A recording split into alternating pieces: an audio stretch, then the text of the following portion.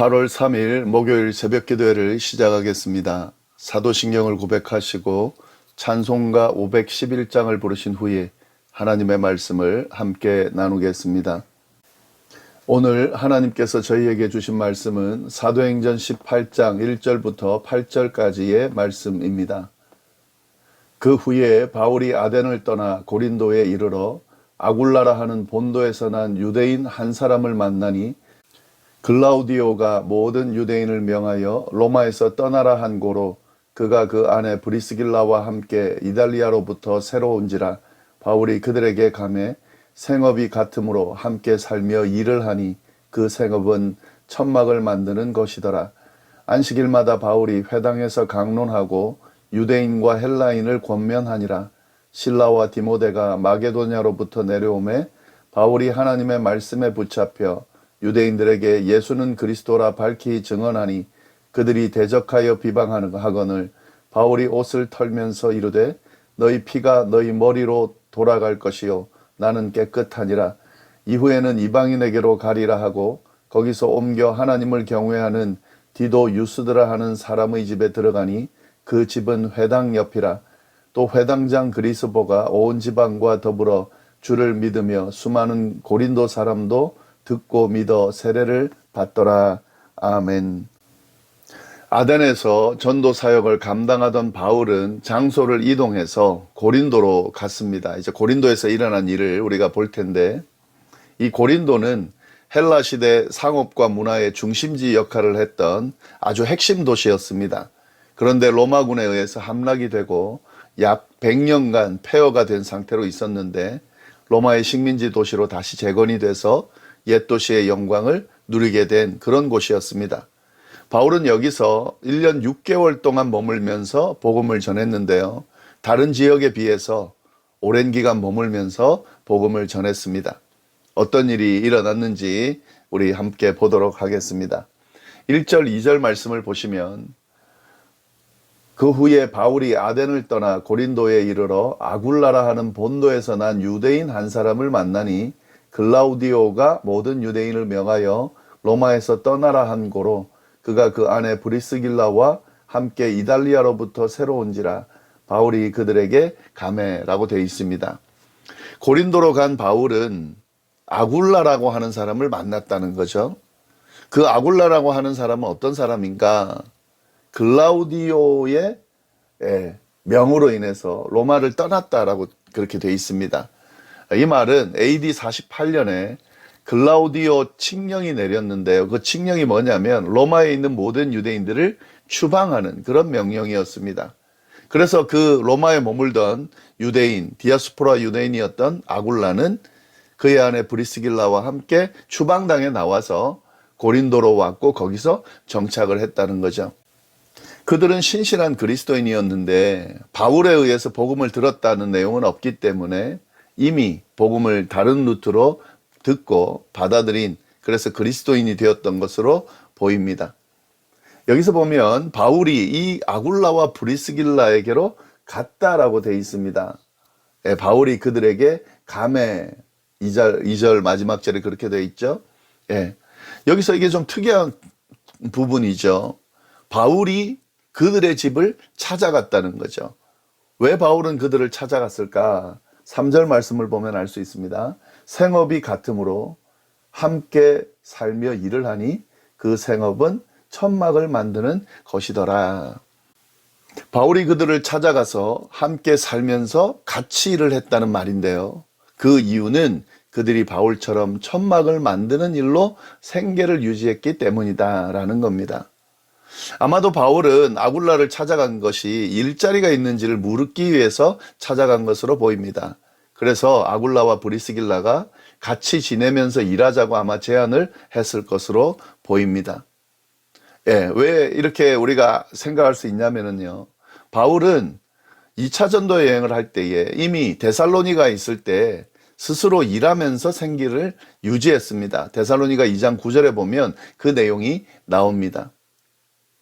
1차 전도 여행 때는 자비량을 했다는 내용이 나오지 않습니다. 아마도 2차 전도 여행 때는 1차 전도 여행과는 달리 재정적으로 좀 힘든 부분이 있었을 것 같은데요. 그래서 일을 하면서 전도 사역을 감당하려 했던 거죠. 그래서 지금 이 고린도 교회에 와서도 일할 곳이 없나라고 아마 찾아봤을 것으로 보이고, 자기와 같은 직업을 가진 신실한 그리스도인을 만나게 되니까 그에게 찾아가서 일자리를 물어본 거죠. 그리고 감사하게도 이 아굴라와 브리스길라가 같이 일하면서 같이 지내자라고 제안을 한 거죠. 그런데 이들은 함께 지내며 함께 같은 일을 하는 것으로 끝나지 않고요. 전도 사역도 같이 했던 것으로 보입니다. 4절 말씀, 안식일마다 바울이 회당에서 강론하고 유대인과 헬라인을 권면하니라. 이 바울이 회당에 가서 늘 하던 대로 복음을 전했다라는 말인데, 혼자 하지 않았을 것으로 보입니다. 왜냐하면 이 아굴라 부부는 아주 신실한 그리스도인이었기 때문에 함께 했을 거죠. 함께 하면서 그냥 멍하니 있었겠습니까? 함께 일하고 함께 거주하는 사람이기 때문에 그 일을 도왔겠죠. 결국에는 이 사역을 같이 하는 동역자로서의 역할도 했다는 거죠.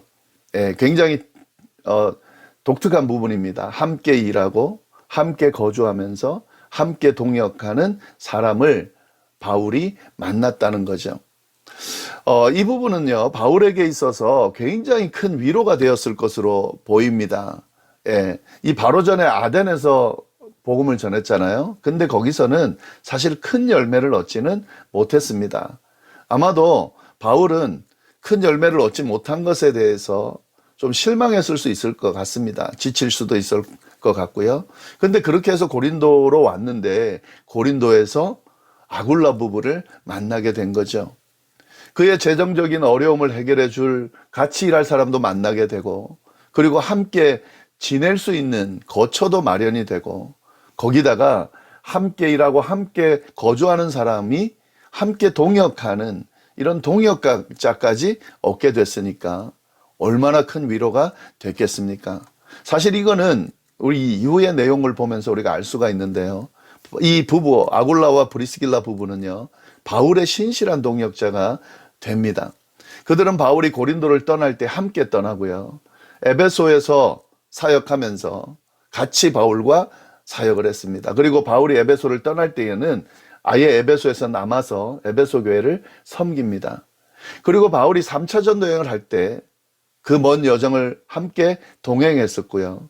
그리고 바울이 로마서를 써서 로마에 편지를 보낼 때 그 로마에 이 편지를 가지고 로마로 갔던 사람이 이 사람들입니다. 그리고 그들이 로마에 가서 로마 교회를 섬겼습니다. 그리고 당연히 바울이 로마에서 말년을 보내는 동안 그와 함께 있으면서 든든한 동역자가 되어 주었을 것으로 보입니다.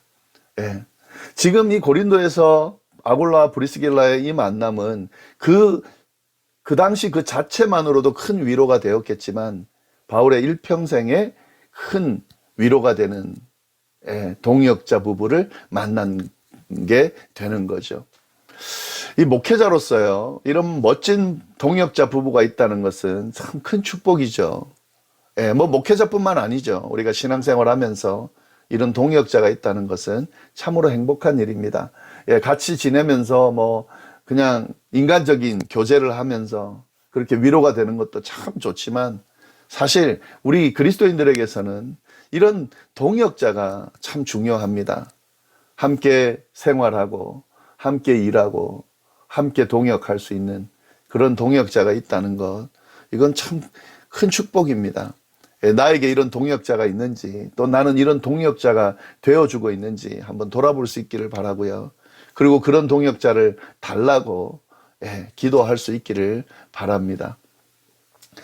이어서 이제 5절 말씀 보시면, 실라와 디모데가 마게도냐로부터 내려오매 바울이 하나님의 말씀에 붙잡혀 유대인들에게 예수는 그리스도라 밝히 증언하니. 이제 다른 내용으로 넘어가는데, 실라와 디모데가 마게도냐로부터 내려왔다는 거죠. 잠시 베레아에서 떨어졌었죠. 근데 여기서 보면은 베레아에서 바로 왔다라고 생각할 수도 있지만, 데살로니가로 디모데를 보냈습니다. 그리고 거기서 여러 가지 일들을 수습하고 또 그 상황들을 보고, 그리고 난 뒤에 바울에게 와서 보고하는 내용, 그 내용이 편지의 내용에 나오는데요. 예, 그렇게 보입니다. 마게도냐로부터 내려왔다는 것은 그런 의미가 이 안에 담겨 있고요. 그래서 내려왔는데 바울은 하나님의 말씀을 전하는 데만 전념했다 하는 거죠. 하나님의 말씀에 붙잡혀라고 돼 있는데 이 말은 하나님의 말씀을 전하는 데만 전념했다는 그런 의미입니다. 힘이 되는 동역자들이 왔기 때문에 말씀을 더 열심히 전했다라는 의미도 있지만 사실 이 내용 안에는 또 어떤 내용이 있냐면 이들이 올 때에 빌립보 교회 등의 그 지역에서 보내는 후원금을 전달을 했습니다. 예. 그러니까 재정적으로 좀 확보가 된 거죠. 그래서 하던 일을 잠시 멈추고 말씀을 전하는 것에 더 집중했다 하는 그런 의미가 이 안에 담겨져 있습니다. 여기서 바울의 모습을 보면 때를 얻든지 못 얻든지 복음 전하는 모습을 볼 수가 있습니다. 재정이 없으면 자비량해서 복음 전하고 있으면 말씀 전하는 것에 집중하면서 복음을 전하는 그 모습을 보여주고 있습니다. 이것이 바로 복음 전하는 자의 바른 모습이죠. 우리가 본받아야 될 그런 모습입니다. 그는 이렇게 해서 복음을 전했는데 유대인들에게 예수는 그리스도다라는 것을 분명하게 증언했습니다. 그런데 바울의 이 말을 유대인들이 받아들이지를 않았습니다. 도리어 그들을 대적하면서 비방했습니다. 6절 말씀입니다. 그들이 대적하여 비방하거늘 바울이 옷을 털면서 이르되 너희 피가 너희 머리로 돌아갈 것이요 나는 깨끗하니라 이후에는 이방인에게로 가리라 하고 예, 이 바울이 유대인들에게 복음을 전했는데 그들이 듣지 않고 대적하니까 바울이 어떻게 했습니까? 자기 옷의 먼지를 털었습니다. 옷의 먼지를 떠는 것은요, 예수님의 명령이었죠. 복음을 전하고 받아들이지 않으면 옷의 먼지를 털어버리라 그랬습니다. 전했는데 받아들이지 않는 것은 전하는 자의 책임이 이제 더 이상 아니라는 의미인 거죠. 바울도 지금 그렇게 하는 겁니다. 분명히 복음을 전했는데 받아들이지 않고 도리어 대적하는 그 유대인들을 향해서 옷의 먼지를 털면서 단호하게 말했습니다. 예, 복음을 받아들이지 않음으로 멸망당하는 것은 너희의 책임이다 라는 거죠. 내가 복음을 전하는 자로서 분명히 전했기 때문에 나는 더 이상 책임을 지지 않는다라고 하는 말인 겁니다. 예, 이게 지금 우리가 알아야 될 내용이죠. 우리가 복음을 전할 때에 이 사람이 들을까, 받아들일까, 대적할까. 또 전하고 나면 받아들이지 않고 도리어 대적하는 경우도 있죠. 근데 그건 걱정할 거 없습니다. 우리의 책임이 아닙니다. 우리는 복음을 전하는 책임만 있을 뿐입니다. 그 뒤에는 하나님께서 하시는 겁니다. 그래서 하나님께서 우리에게 뭔가를 물으실 때에, 책임을 물으실 때에 복음을 전했냐 안 했냐를 물으실 겁니다. 복음을 전하고 그들이 받아들였냐 나왔냐 아니냐를 물으시는 것이 아니라요. 복음을 전했냐를 물으실 겁니다. 그리고 그에 따른 책임은 그 복음을 들은 사람들에게 물을 겁니다. 그래서 우리는 복음을 듣든지 안 듣든지 대적하든지 안 하든지 복음을 전할 필요가 있는 거죠. 예. 바울은 이렇게 말하면서 이후에는 이방인에게 가서 전하겠다라고 말합니다. 이 이방인으로 가겠다고 한 말은 1차 전도여행 때도 한번 했었죠. 비시디아 안디옥에서 그들을 대적하는 유대인들을 향해서 내가 이방인에게 가서 전하겠다라고 하는 말을 지금 다시 하고 있는 겁니다. 제가 이런 모습을 보면서 바울이 이방인 전도를 중심으로 하는 그 사역자로 지금 옮겨가고 있는 것이 보이는데요. 바울은 유대인에게 복음을 전하기를 원했습니다. 먼저 유대인에게 전하고 그리고 이방인에게도 전하겠다라고 그렇게 특정하게 이방인을 먼저 생각하고 전한 것은 아닌데 점점점 이런 반응들을 통해서 이방인 전도를 위한 사역자로 지금 옮겨가고 있는 그런 모습을 우리가 볼 수가 있습니다. 7절 말씀 보시면 거기서 옮겨 하나님을 경외하는 디도 유스드라 하는 사람의 집에 들어가니 그 집은 회당 옆이다. 바울은 자신을 대적하는 유대인들이 있는 회당을 떠나서 그 옆에 있는 하나님을 경외하는 디도 유스드라는 집으로 들어갔습니다. 이 유스도는 이방인 그리스도인이었습니다. 그리고 그의 집은 회당 옆에 있었습니다. 이건 뭘 의미하냐면 회당을 떠나서 회당 옆에 있는 이방인 유스도라고 하는 집에서 복음을 전하기 시작했다라는 의미가 되는 겁니다. 항상 바울은 회당을 중심으로 복음을 전했는데요. 그런데 이제 이 고린도에서는 회당을 떠나게 되고 이방인 집에서 복음을 전하기 시작하게 된 거죠. 이방인 전도가 중심인 방향으로 지금 흘러가고 있는 겁니다. 물론 그 뒤에도 유대인들을 대상으로 전도를 했습니다. 그리고 유대인들도 믿었습니다. 그러나 중심이 어디로 흘러가는가 하는 거죠. 이방인 전도 중심으로 흘러가고 있는 거죠. 바울은 회당을 떠나 다른 곳에서 복음을 전했는데도 성령의 역사는 여전히 계속 일어났습니다. 8절 말씀입니다. 또 회당장 그리스도가 온 지방과 더불어 주를 믿으며 수많은 고린도 사람도 듣고 믿어 세례를 받더라.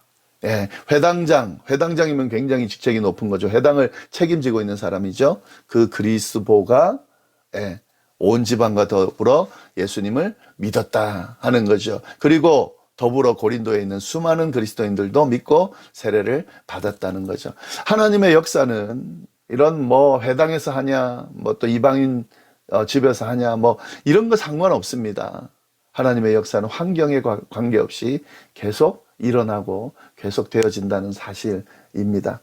네, 말씀 다시 한번 잘 정리하면서 또 이 말씀 안에 담겨 있는 교훈을 새기고 또 우리의 삶의 신앙에 적용할 수 있기를 바랍니다. 기도하겠습니다.